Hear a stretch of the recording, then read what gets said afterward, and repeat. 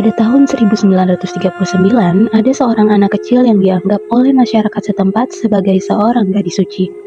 Gadis suci tersebut mempunyai sebuah mukjizat, yaitu dia mampu mengobati orang-orang yang terkena sihir dan bisa menyembuhkan orang kerasukan. Dengan keistimewaan yang dimiliki gadis tersebut, warga sekitar sangat menghormati dan memujanya. Mereka berbondong-bondong datang hanya agar bisa menyentuhnya. Karena dengan menyentuh tubuh gadis itu, mereka percaya akan mendapatkan keberkahan. Bahkan, para warga menjadikan gadis tersebut sebagai jalan agar doa-doa mereka bisa cepat terkabul. Tapi ritual yang dilakukan gadis itu sebenarnya cukup aneh, karena dia terlihat seperti sedang memuja kepada dewa matahari.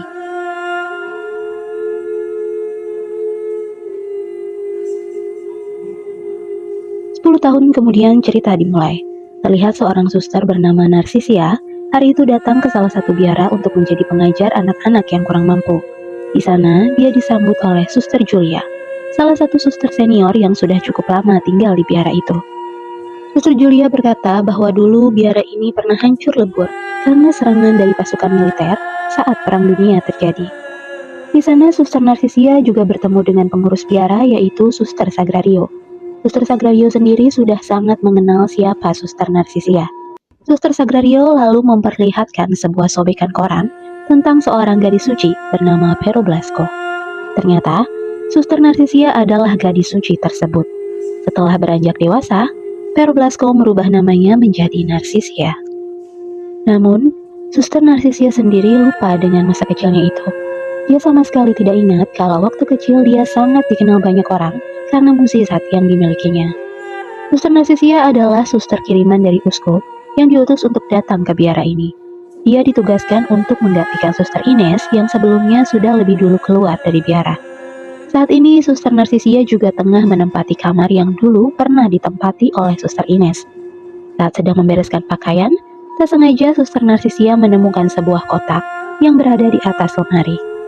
Kotak tersebut sepertinya adalah kotak peninggalan Suster Ines yang berisi beberapa surat, dan ada juga sebuah foto seorang biarawati dengan pakaian serba hitam membawa sekuntum mawar putih. Foto itu bertuliskan sebuah nama, yaitu Suster Socorro. Namun, keanehan pun mulai terjadi, karena tiba-tiba saja kursi yang ada di hadapannya bergerak, dan bahkan kursi itu kini terjatuh sendiri. Kemudian disusul dengan terdengarnya suara seperti seseorang yang sedang menggedor pintu. Namun saat Suster Narsisia memeriksa dan melihat keluar, di sana tidak ada siapa-siapa. Lalu Suster Narsisia pun tak sengaja melihat sebuah gambar aneh yang ia sendiri tidak yakin apa maksud dari gambar itu. Sebenarnya sejak awal kedatangannya ke biara, ia sudah merasa ragu apakah dirinya mampu mengajar anak-anak di biara tersebut atau tidak. Lalu dia mencoba untuk membuat pengakuan dosa kepada pastor, dan Suster Narsisia pun mengungkapkan semua hal yang dia pendam selama ini. Salah satu alasan Suster Narsisia merubah namanya adalah karena dia ingin hidup tenang. Dia merasa kemampuan yang dimilikinya justru menjadi sebuah beban tersendiri baginya, karena banyak orang-orang yang datang kepadanya hanya untuk bertanya kepada Suster Narsisia tentang masalah mereka, sementara Suster Narsisia sendiri tidak tahu jawaban atas pertanyaan-pertanyaan tersebut. Menurut sebagian orang, kemampuan atau mukjizat yang dimiliki Suster Narsisia adalah mukjizat dari surga. Tidak hanya itu, dia juga selalu bermimpi bertemu dengan sesosok Bunda Maria. Tapi Suster Narsisia sendiri kurang yakin apakah kemampuan ini murni dari langit ataukah ada iblis yang sengaja memanfaatkan dirinya. Suster Narsisia lalu meyakinkan dirinya bahwa ia mampu mengajar anak-anak di biara. Ia lalu memperkenalkan diri kepada anak-anak dengan menuliskan namanya di papan tulis. Namun saat Suster Narsisia akan menuliskan namanya di sana, anak-anak di kelas nampak seperti ketakutan.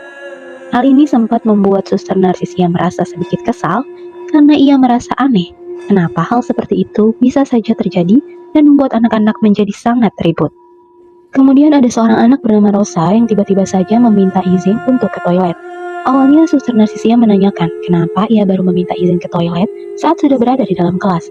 Tapi setelah Suster Narsisia melihat kalau Rosa sudah mengompol, akhirnya dia pun mengizinkan Rosa untuk pergi ke toilet. Tak lama kemudian, seorang gadis kecil lainnya bernama Elverita, yang ternyata adalah kakak Rosa, juga meminta izin untuk menemani adiknya ke toilet. Suster Sagrario kemudian memperlihatkan kepada Suster Narsisia sebuah album foto para suster yang dulu pernah mengajar di biara ini. Di album tersebut, Suster Narsisia melihat ada salah satu foto yang kosong, dan tentu saja hal itu membuatnya merasa heran. Seolah-olah seperti ada seseorang yang sengaja mengambil foto tersebut. Suster Narsisia lalu teringat kepada sebuah foto yang dia temukan di kotak milik Suster Ines. Dan di dalam foto itu tertulis nama Suster Socorro. Tidak hanya sekali dua kali Suster Narsisia mendapati keanehan di dalam kamar itu. Seperti kursi yang tiba-tiba saja terjatuh sendiri, diiringi dengan suara seseorang yang tengah menggedor pintu. Tapi, lagi-lagi saat Suster Narsisia melihat keluar, di sana dia hanya melihat sebuah bola kecil tengah menggelinding mengikuti garis yang ada di lantai. Suatu hari Suster Narsisia bertemu dengan salah satu suster lain di dalam biara. Lalu, suster itu memberikannya makanan dengan sedikit memaksa. Karena merasa tidak enak hati, mau tak mau Suster Narsisia pun terpaksa memakan makanan tersebut. Namun ternyata, apa yang dimakan oleh suster adalah bukan makanan, melainkan sepasang bola mata manusia. Suster itu pun hanya tertawa melihat Suster Narsisia memakan makanan itu. Dan untung saja, itu hanyalah sebuah mimpi buruk. Mimpi aneh yang tak biasanya dialami oleh Suster Narsisia. Pagi itu, Suster Narsisia memutuskan untuk menemui Rosa dan Elvirita dan mengajak mereka berbicara. Hingga pada akhirnya, Suster Narsisia tahu kenapa kemarin anak-anak di kelas tiba-tiba saja menjadi begitu berisik. Ternyata mereka semua panik ketika Suster Narsisia menulis namanya di papan tulis. Tapi, Rosa dan Elvirita tidak menceritakan alasan mengapa anak-anak tersebut panik dan malah terkesan menutupi sesuatu dari Suster Narsisia. Semakin hari, keanehan semakin sering terjadi pada Suster Narsisia. Dia semakin sering melihat bayangan-bayangan mengerikan.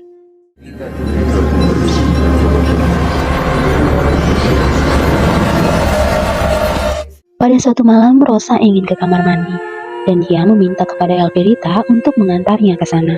Lalu saat tiba di kamar mandi, Rosa meminta kepada Elvirita untuk menyalakan keran air. Namun, saat kakaknya akan menyalakan keran tersebut, tiba-tiba terdengar suara aliran air dari keran itu. Saat Elvirita melihat ke arah tempat itu, rupanya keran air sudah terbuka dengan sendirinya. Di sana Elvirita juga menemukan sebuah gunting yang sudah tergeletak begitu saja tanpa tahu dari mana asalnya. Lalu, saat mereka hendak keluar dari kamar mandi, tiba-tiba saja mereka berdua dikejutkan kembali dengan air yang tiba-tiba saja sudah memenuhi bathtub itu. Elvirita bahkan juga melihat ada segulung rambut yang berada di dalam bathtub itu. Sementara itu di dalam kamarnya, Suster Narsisia dikejutkan saat melihat penampakan sosok seorang suster di balik cermin. Tak lama kemudian, Suster Julia pun menghampiri Rosa dan Elvirita yang masih berada di dalam kamar mandi. Lalu di saat yang sama terdengar suara jeritan dari kamar anak-anak. Ternyata, salah satu anak di sana menangis karena rambutnya sudah terpotong tanpa sebab. Di saat itu juga, Suster Julia pun menemukan gunting yang ditemukan oleh Elvirita dan Rosa yang sebelumnya berada di kamar mandi. Dan secara otomatis, Suster Julia lantas menuduh kalau Elvirita lah yang telah memotong rambut anak itu. Padahal, Elvirita dan Rosa sendiri tidak tahu menahu soal rambut itu. Semakin hari, Suster Narsisia merasa semakin penasaran dengan Suster Socorro yang ada di foto itu. Dia ingin tahu siapa sebenarnya Suster Socorro ini dan apa hubungannya dengan kejadian aneh yang seringkali terjadi di biara. Karena tuduhan yang diterimanya, kini Elvirita harus menerima hukuman, yaitu dia harus dikurung di ruang bawah tanah. Suster Narsisia pun kemudian memutuskan untuk menemui Elvirita. Dia ingin tahu apa yang sebenarnya terjadi. Elvirita berkata pada Suster Narsisia bahwa sebenarnya dia tidak tahu soal kejadian semalam. Dan malahan, dia justru melihat keanehan yang terjadi di dalam bathtub di dalam kamar mandi malam itu. Elvirita dan Rosa sempat melihat sosok seorang anak perempuan yang tewas di dalam bathtub tersebut. Elvirita juga mengatakan kalau sebenarnya ada roh gentayangan di biara ini. Lalu dia juga menjelaskan soal gambar aneh yang ada di tembok kamar Suster Narsisia. Gambar tersebut merupakan gambar yang dibuat oleh roh gentayangan. Sebenarnya, sebelum Suster Narsisia datang, Suster Ines pun pernah melihat gambar itu. Namun, Suster Ines tidak mempercayai apa yang Elvirita katakan. Dan arwah anak gadis itu lantas menulis nama Suster Ines di sana. Dan tak lama pasca kejadian tersebut, Suster Ines pun memutuskan untuk pergi meninggalkan biara. Alpirita menambahkan, jika arwah anak kecil itu menulis nama kita, berarti orang tersebut akan terkena kutukan.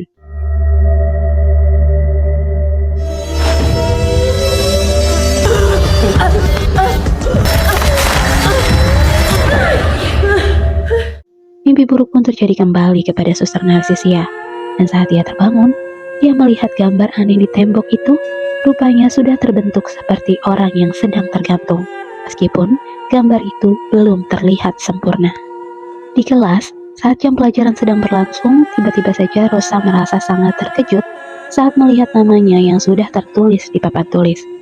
Awalnya, Suster Narsisia hanya berpura-pura percaya dengan apa yang dikatakan oleh Rosa.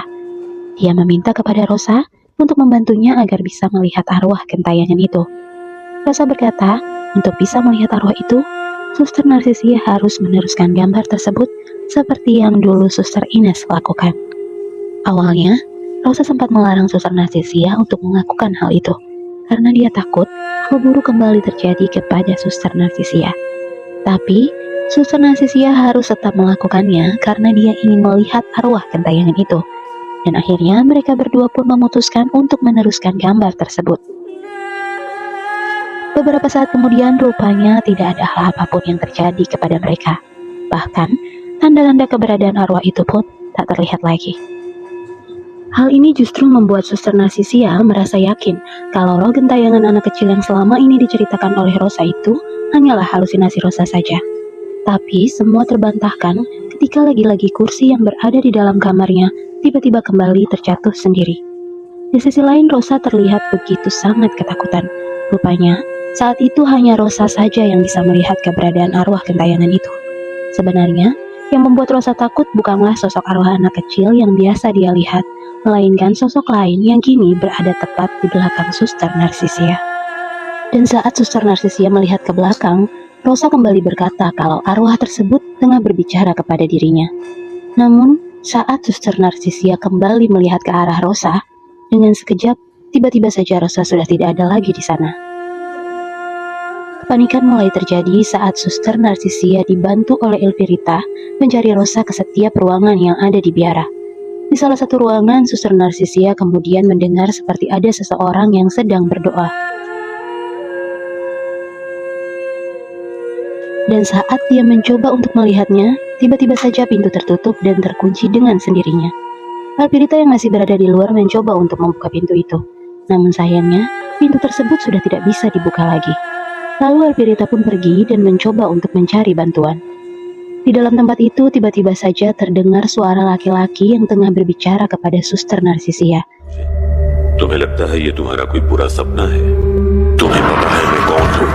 Dan di saat yang sama, dia pun dikejutkan dengan adanya penampakan sepasang mata yang mendadak muncul secara tiba-tiba. Sepasang mata itu berkata kalau Suster Narsisia sebenarnya sudah tahu siapa sosok mata tersebut. Dia lalu meminta Suster Narsisia untuk meninggalkan tubuh itu karena saat ini di dalam tubuh Suster Narsisia terdapat sosok iblis yang tengah bersemayam.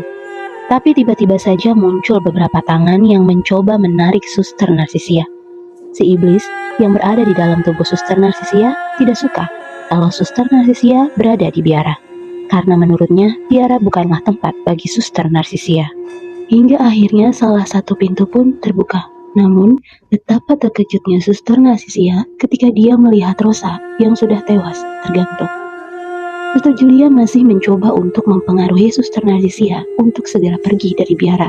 Dia juga mengatakan seharusnya hal seperti ini tidak akan terjadi andai saja Suster Narsisia tidak ada di sini. Ada sedikit perasaan bersalah pada diri Suster Narsisia atas hal buruk yang menimpa Rosa, karena Suster Narsisia sebelumnya tidak percaya dengan ucapan Rosa. Dan akhirnya, Suster Narsisia pun memutuskan untuk meninggalkan biara pada hari itu juga. Saat Suster Narsisia tengah berada di halaman biara, tiba-tiba saja terjadi gerhana matahari total. Dan di saat itu juga, Suster Narsisia langsung berlutut menghadap ke arah gerhana, seperti ritual dulu yang pernah ia lakukan semasa dia masih kecil. Apa yang dilakukan oleh Suster Narsisia disaksikan juga oleh Suster Julia di dalam biara.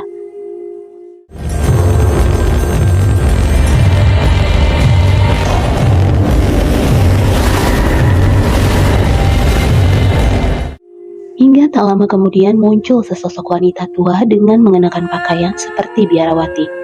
Dia lalu memegang kedua pipi Suster Narsisia, dan sosok itu lalu kemudian memberikan sebuah penglihatan yang dulu pernah terjadi di biara, di mana pada saat itu biara pernah dijarah oleh para pasukan militer. Patung-patung dihancurkan dan para biara diperlakukan tidak pantas. Suster Narsisia juga diperlihatkan hal buruk yang terjadi kepada salah satu suster, yaitu Suster Sokoro. Dia ditiduri oleh para tentara yang menjarah biara pada saat itu. Beberapa saat kemudian Suster Narsisia pun sadar dan kini dia dirawat oleh Suster Julia di dalam biara. Namun sayangnya saat ini kedua mata Suster Narsisia sudah terluka parah akibat dari sengatan sinar matahari. Suster Narsisia menceritakan kepada Suster Julia kalau dirinya telah diperlihatkan kejadian yang dulu pernah terjadi di biara. Dia juga menceritakan kejadian buruk yang menimpa kepada salah satu suster di tempat ini.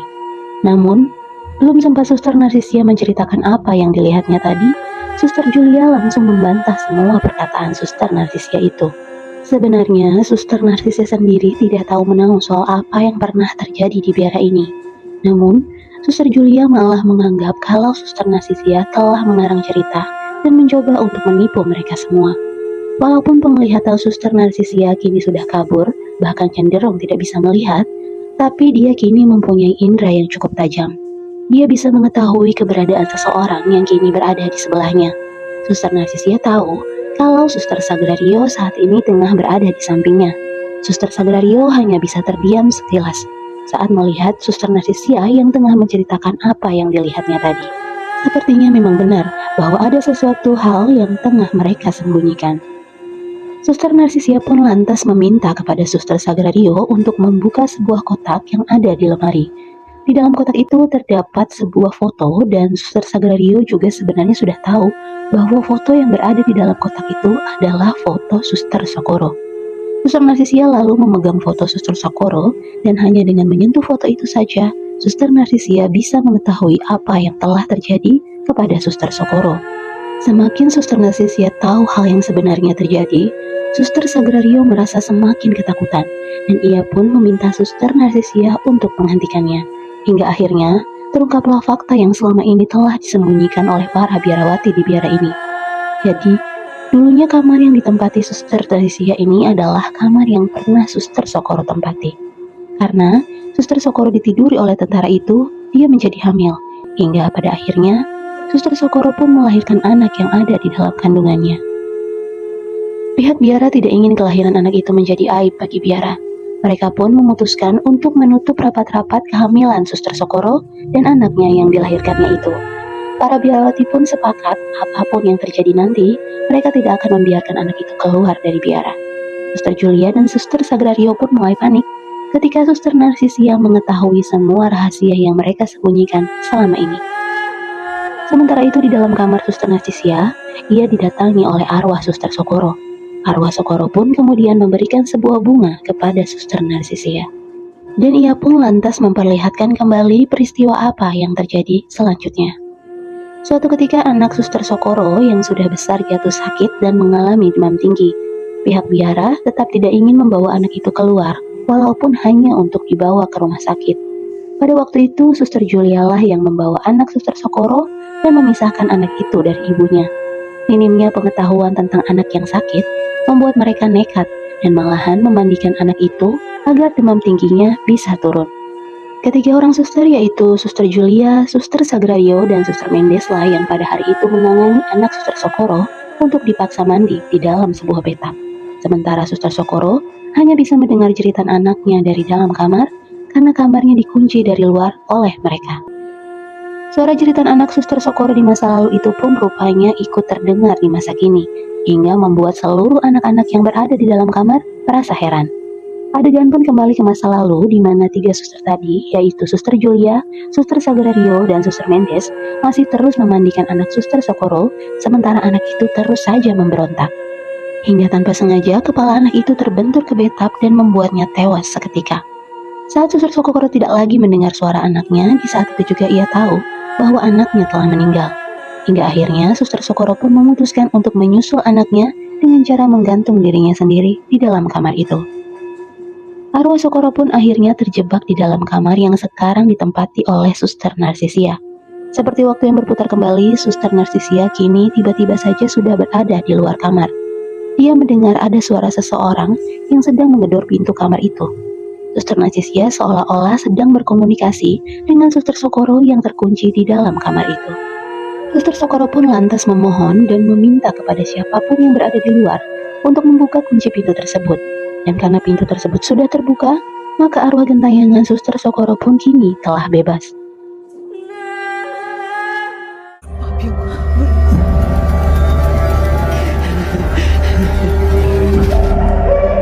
Lalu Suster Julia secara tidak sengaja bertemu Suster Narcisia. Suster Narcisia pun berkata kalau dia telah membuka pintu kamar itu untuk arwah gentayangan Suster Socorro. Arwah gentayangan Suster Socorro pun lantas menuntut balas atas apa yang telah dilakukan oleh Suster Julia dan juga Suster Sagrario.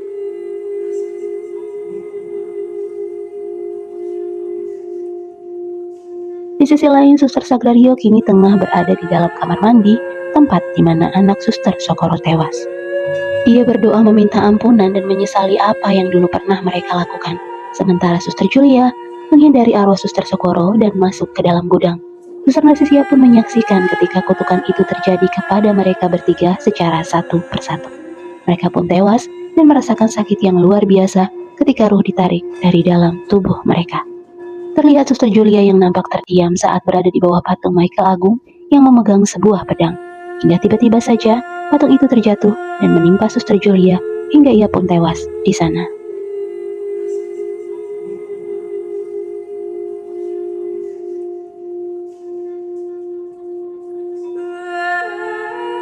Setelah tragedi yang terjadi di biara, Suster Narcisia masih tetap menjadi guru dan tetap mengajar. Tapi kini, dia mengajar di sekolah Katolik yang berada di kota Madrid dan film pun selesai.